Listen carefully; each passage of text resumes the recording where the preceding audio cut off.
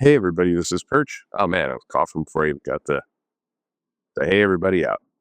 Anyway, sorry. Short runs bad for publishers is the email. It says, "Greetings, Mr. Perchington." I'll have you know it's Dr. Perchington. Anyway, listening to over one of your numerous videos on variant covers. Yeah. A thought struck unexpectedly. While the downsides of short runs for both consumers and retailers are well tread, little has been said, at least that I have seen, on the downsides for publishers. Specifically, when you were talking about how the publishers want the retailers to be in the habit of ordering a relatively stable quantity of each title, would long running series not be advantageous to the publishers since it would render retailers less likely to fall off, rather than banking on the presumably fickle ordering of new number ones and variants? My thought here is that just as new number ones mark jumping off points for readers, would they not do similarly for retailers? Would they, while they have to attempt to gauge their customers' interest? As always, I greatly appreciate the look behind the curtain to see more of the business side of comics. It's a good question because it feels like there's a bit of I don't know, a hypocrisy in there. In that, I've said before that long runs are better. Fans get used to fans, customers get used to buying them. Retailers tend to prefer them, so why not publishers? But at the same time, it's undeniable that the number one issues still, even though there's very little proof that it actually works in this way again, um, there's very little evidence that's helpful. Retailers still order a lot of number one issues, and they tend to scan their eyes down the page when it's Marvel and DC. They tend to look for launches. They tend to look at what's the number one issue, what's the incentive for that number one issue, and they tend to order a little higher, even though many of them, if you talk to them, are fully fed up with the game, find it annoying, find it destructive, and are well aware that a lot of these limited series, these small runs, um, they're aware that it won't last, that it won't sell well in the store, but still, they tend to order higher on that. It represents an annoying, it's frustrating on the side of the retailers. Um, but to your question, kind of backing away from all that, look, I think the challenge that you have is that it's been baked into the minds of the publishers for about 30 years that the way to get attention onto a book is to launch a new number one, and that it's incredibly hard for a book to go from low selling and then raise in sales without some kind of major change. A creative team usually was the fix, or a guest appearance from Wolverine, or any number of kind of gimmicks there. Um, but in a world where you're publishing tons and tons of books, and quite frankly, there's not a huge amount of hot creative teams that you put them on a book and it's going to draw sales. I think you didn't ask the question on that, but I think that's one of the more shocking and destructive things that's happened in comics, is that you just don't have the same level of superstar artists that you did, say, 30 years ago. If you said, hey, you have a large number of creators who could be put on a book and it would be considered, a sales spike. Walt Simonson, John Byrne, Mark Silvestri, John Romita Jr., certainly Jim Lee, although he didn't bounce around much. You had, I mean, Mark Bagley was seen in that light. There were a lot of people. George Perez. I think you had these artists that could be put on a book, and it would be considered a huge, like the Beatles, playing. Well, I mean, it's an exaggeration, but it would be big. And today, we're about to see. Well, we're not about to see. It's like half a year off, and at this point, I think it's just rumors. I don't know. It's confirmed. But you have Jim Lee returning to Batman for to kind of recreate the magic from Hush, and that will spike sales, no doubt about it. But and you can kind of guarantee that Jim Lee will do that.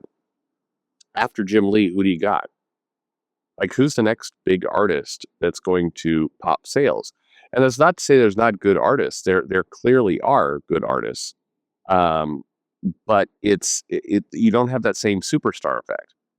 RB Silva is a good artist.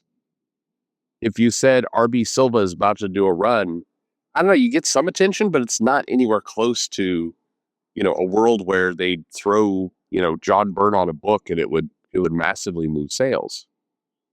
So that's a problem. So again, why do I go through all that? Because, the publisher has really been trained that the only way to really spike new readership is to relaunch and put a number one out and hope to catch people.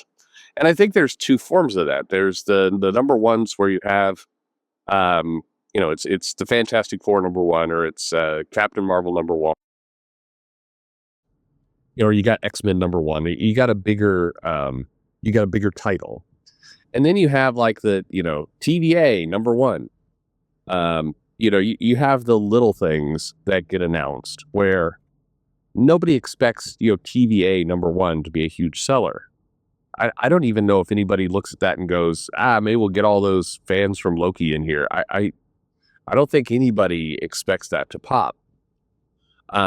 So the problem is, what makes up a short run today for a ongoing title for like Doctor Strange is like, if it makes it 16 issues, it's kind of remarkable. And if it makes it when was the last time a comic that relaunched made it to issue 50 without having to do the legacy numbering kind of stuff? When was that? And so, the publishers have been trained that this is the only way to do it. The challenge is, in the store, what I've been saying is exactly right. People are creatures of habit. Retailers and customers are both creatures of habit. And if you interrupt that habit, the sales are going to struggle. So the best way to kind of keep them and get them in and get them moving is, to have a long run, to find ways to keep the interest going. And there's, it does take a heavy amount of marketing. You have to basically promote that, hey, this arc is going to do something special. And that's hard. It takes additional work to do that. And a lot of, it really has become a bit of a factory where the comics are being made and the stuff's going out and the editors just try to keep up. And it doesn't, and quite frankly, the publishers have lost a lot of credibility. The best way this could work is if, you had a long comic run, people are in the habit of buying it. And when you're promoting it, again, the retailers, if it's a long run and the readers are invested, the retailer is just going to keep ordering.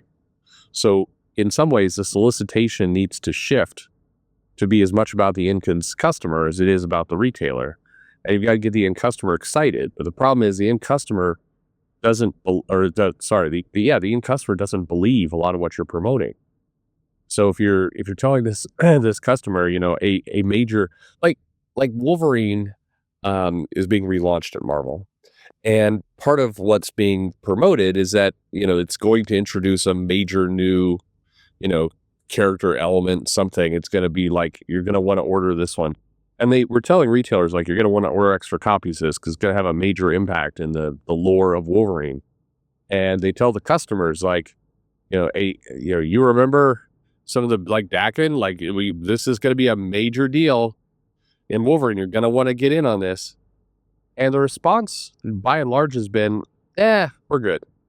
I don't believe you. That's the problem.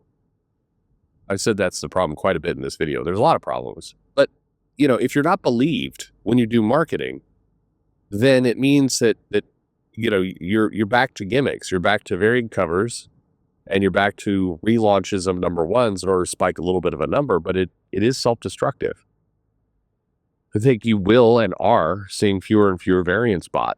You are seeing less people go in on the number one. The market is contracting. It's not growing. Yes, you will get pops. You will get Absolute Batman number one selling really well. But the overall market itself is slowly shrinking.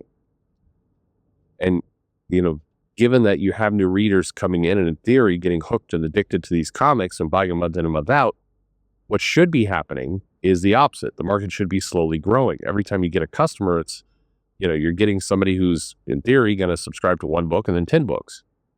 And so you should see slow, steady market expansion. That's what you saw for decades. But a lot of the practices, and I do think the variants and number ones, the relaunches and the jumping off points, I do think that has by and large caused the opposite effect. It's made it all seem very temporary. And so you're seeing, instead of an increase, you're seeing a decrease. The market is slowly shrinking in and of itself. And the lack of credibility for marketing and launches doesn't help either. And so all these things pile up.